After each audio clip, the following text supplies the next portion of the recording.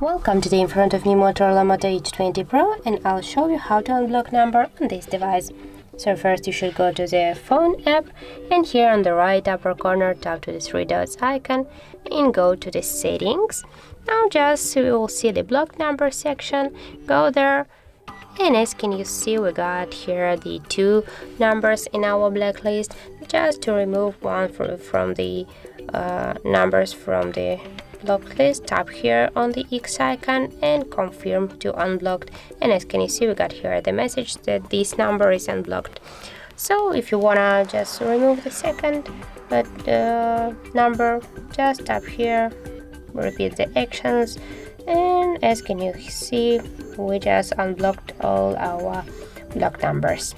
So that's it. If you found this video helpful, leave like, comment and subscribe our channel.